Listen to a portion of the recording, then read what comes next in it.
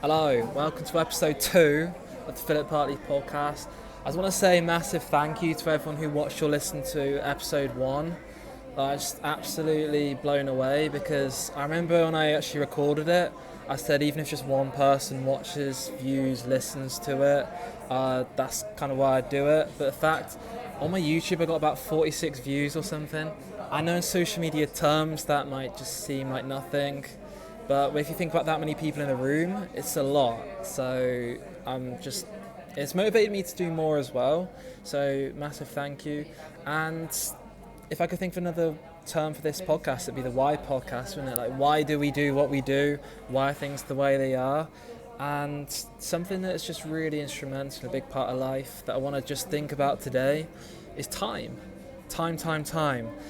Because if you think about it, right, everything that we do, literally everything, sleeping, eating, going to school, going to work, playing football, chilling, watching TV, whatever it is, everything that we do requires a spending of time. Like you can't do anything without it. And so this is one of the many reasons why I think time is just so precious. Without it, you literally can't do anything. And it's quite a deep question, this, but I don't know the answer to it. Can you therefore exist without time as a human being?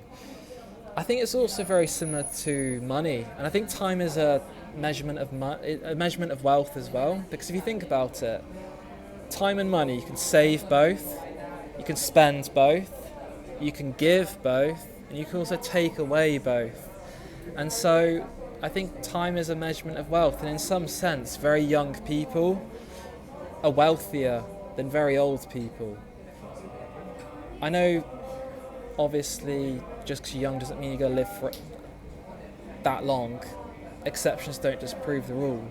There's exceptions to everything, right? But yeah, I just think time is very incredible. I remember when I was younger, about 4 years ago, I was looking into a lot into time travel and just how time works and how clocks work and how it all came about, why we measure things the way we do.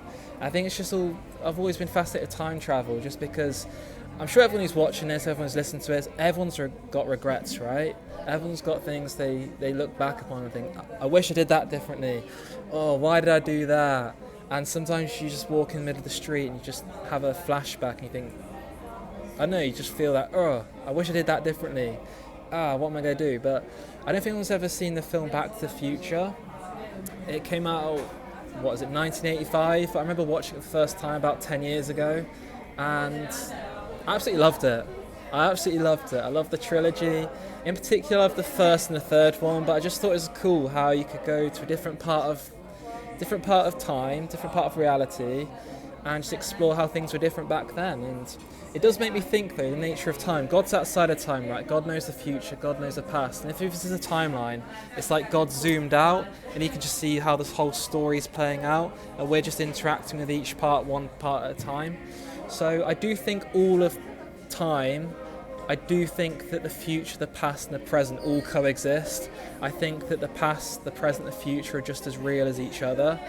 Maybe that's controversial, maybe there's people watching, listening to this think, what am I on about? But I do think that, I do believe that. And if you think that the future, in a way, part of it has been recorded in Revelation, God knows everything, God's outside of time, God can see what's going to happen. I do think it's a bit like this. It's a bit like if God has made a movie, he can still watch it, but he knows what's going to happen at the end because he made the movie. I think it's a bit like life. It's a bit like when you watch a movie, you don't watch it all at once. You watch one moment of it, one clip, one scene at a time.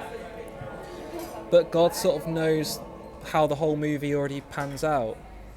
And it's a bit like when he came as Jesus Christ, he sort of inserted himself into the movie sort of thing, but he still knows how it's all going to pan out. He cooperates with our free will. But with time, right, can you touch it? Can you pick it up? Can you feel it? No, you can't, but we still know it exists, right? So it just shows that just because you can't touch something, just you can't see something, doesn't mean it doesn't exist. And I basically just want to think about what we do with our time as well. Because if you think, arguably, time is one of the most precious things we have, and it's a gift as well. We didn't earn it. God just gave it to us. Like, here you go. Do with it what you want. I think we can, if time is like a seed that you've been given, you can plant it. Depending on when you've planted it can multiply, can't it? Because obviously if you've been given some time and you just live a very unhealthy life or whatever, then you're not going to live as far as you could. And it's like if you've got a seed and you just plant it in some rough soil or whatever, it's not going to bloom as much as it can. But I just want to come on to this thing of the more we give ourselves, I think the more we receive. And I think that's very true of time as well. I think the more we give of our time, the more we receive back. And it just brings me back to this thing about using time to serve others and just give it. The more we give of anything, not only do we receive more back, but I think others around us receive, and then they're inspired to give, and everything just grows into like this big crescendo. And ultimately, though, I genuinely believe this. I genuinely believe that every single part of life, every single question we have can be answered in the crucifix. Because if you think about it, what did Jesus Christ himself do? So he came to earth, and he always said, I do the will of my Father, not my will, but your will be done. And so he never lived for himself. He always lived for his Father in heaven, God the Father. And he basically, on the cross, he just sacrificed himself for others. Not for himself, but for us. He died for our sins, right? But the thing of the crucifixion, he's arrested in the middle of the night, betrayed by one of his closest friends, and all his other friends, just like disciples, just deserted him. Then he's beaten, treated really badly, spat at, mocked at, is in front of a lot of people as well. Then another one of his closest friends basically denied him 3 times. He's meant to be loyal, just said like I don't know him. When he needs him the most, he just bails out. What is he, 33? So he's young. And crucifixion at the time was the most painful death the Romans could think of. So it's absolutely brutal. People die of dehydration, suffocation. Think how hot it was in the Middle East as well. And he did all that just for you, and he knows it, and myself as well. And he knows exactly who you are, knows exactly who I am, knows everything about us. And the fact he did all that just for us, so that by accepting him, we could have that chance to go to heaven. I think he's just the ultimate role model. I think that's how we have to live our lives. We just have to. The more we give of ourselves, the more we think, how can I be useful to other people? How can I serve other people? What gifts has God given me? What am I good at? How can I use the time that I have to serve others, lead other people to Christ through my actions, maybe my words as well, but through my actions definitely. And then they'll be inspired, and then they'll lead other people, and hopefully we can have as many people go to heaven as possible, because I think that's the purpose of life. Because I alluded it previously on social media, I think it was last week, about everything in this life this is linked to time as well, everything in this life is temporary. Think about it though, in 100 years all of us, our eternal destination will be sealed. So maybe if you're listening to this, very unlikely, but who knows, life's full of surprises. Maybe if you're a millionaire and you're listening to this and life is set, life's good, 100 years, it'll be gone. You can't take anything with you. You really can't. Something really struck me as well since I've been here abroad. I'm in Bosnia-Herzegovina right now, in Medjugorje, amazing place, highly recommend you come. It's just this thing about storing your treasures in heaven, not on earth. Because if you just store treasures on earth, people are always looking to steal it, people are always looking to take advantage of you, people are always looking to have slides of it. You don't even know who your real friends are, because you're like, you just with me because I've got money, you not. There's always that anxiety, you've always got that, there's always a bit of unsettled, you're always a bit unsettled. You're thinking, have I still got my money? And also that thing about, am I optimising it as much as I could? What should I do with it? Where should I spend it? Where should I use it most effectively? How will inflation impact this, so forth. So, more money, more problems. It's so true. But it's the thing about storing our treasure in heaven, where nothing can touch it, and in 100 years, that treasure will just live on, like it will last forever. I think that's just how we have to spend our time. I really do. But I think a big part of life is broadly speaking, we all know what that is, don't we? We all know it's to live and serve God. Love God, love our neighbour. But I think one of the hard things that I grapple with personally, I think many other people probably do, is how do we specifically do that? Like, how do I, Philip Hartley, specifically do that? How do you, whoever you're watching? Like, where am I living right now? What is my job? What am I doing? How can I serve others the best with the gifts God's given me? How can I best use my time? Because all of us have got different responsibilities. Some have got more than others in some sense. Like, I don't know, all our lives are very, very different.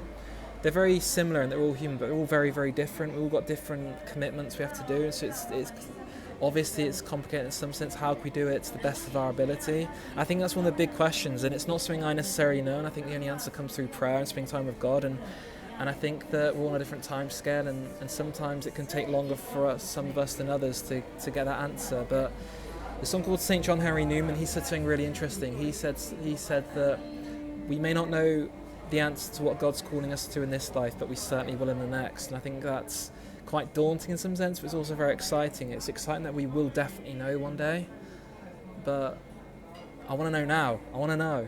So, is it better to do something than nothing? I don't know. Depends what it is, because I think that if you're always doing something, it's what I alluded to in the previous podcast. You've got 1 times 1,000 is 1,000, 0 times 1,000 is 0. Like, if you're at least doing something, at least you can grow into something. So, but I think I might just end it there. It's been over 10 minutes, this podcast, second one. I'm sort of just pushing the boat out, testing the waters, seeing how things are. And I know that the quality of these earlier podcasts probably aren't going to be the best. If someone's actually got this far, I'd be absolutely amazed. I'd be blown away. But I think just by doing it, the more I practice, the more I do these, the more I put these out, hopefully the quality will go up. I'm looking to get someone on as a guest, the third podcast I'm going to do. Really excited. I'd say he's a close friend of mine. He's an absolute legend. Went to school with him. He's a boxer. He's fought in a boxing match. I think that counts. But he's an absolute legend. I'm looking to actually make this more of like a longer format one, and less about me, more about someone else. I think it's sort of a chance for me to grow and learn from this other person as well, because you can, as I said before, you can learn and grow from everyone. I think everyone's got a unique life path. Everyone's got a life path that only they've walked, so you can learn from literally everyone. And I think that means that when you interact with every single human being, it's just exciting, because you think, wow, this person's lived a life that no one else in the whole of human history has ever lived. I can learn from this person. I think it's very exciting. And also the fact that Jesus died on the cross for this person. Jesus loves this person, knows exactly who this person is, and Jesus Christ, God, went through a horrific death just for this person. So every single person we interact with, I think it's an honour. It really is, and it brings so much excitement to life. And what is life without people? I think that's why it's the second greatest commandment: love God, love your neighbour. Because have you ever been to anywhere and there's just no one there? It's just like, what's the point? Do you know what I mean? So I think that life without people it's very boring. Obviously, if you've got God, you have everything, but yeah, people are important, man, and you can learn from everyone. But I don't know what the sound quality's been like on this. I've tried using the headphones, so hopefully it's better, because last time I didn't. I don't know. If I could get feedback, that'd be amazing. If I don't, then I'm sure next time I'd have a guest on, I'm going to use actual microphones. It's going to be in a studio, hopefully. So, but I just want to say a massive thank you if people have actually got this far. Really appreciate it. If I don't have listeners to this podcast, then what's the point of it? But if I just have one person listening and they're supporting me and are watching, then it's 100% worth doing continually. But yeah, thank you for watching and or listening. I'm going to keep doing these. Don't know how regular I'm going to do. I'm going to keep doing them though. There was more I was going to add on to this, but I think I'll just leave it there. If you have anything else you want to add, I don't know how I'm going to open this up. Maybe whatever format you're watching this. If it's on YouTube, maybe in the comments, just reply with what your thoughts are on this, on what time is and how we should best spend time. If you're watching this on any other platform, if there's like a comment, then do reply to that. I do have an email address for this podcast though. It's literally Philip Hartley Podcast @gmail.com. So then I think if you've got any ideas for the podcast or anything I should do on any themes or anything like that, any guests, if you want to come on as a guest as well, if you don't ask, you don't get, just email, reply to any of the YouTube videos or whatever, just reply or DM any of my social media accounts, and we'll see if we can get you on, or see if we can implement any of your ideas. But thanks for watching, thanks for listening, love you all, it's been amazing, and have a good day wherever you're listening. Thank you.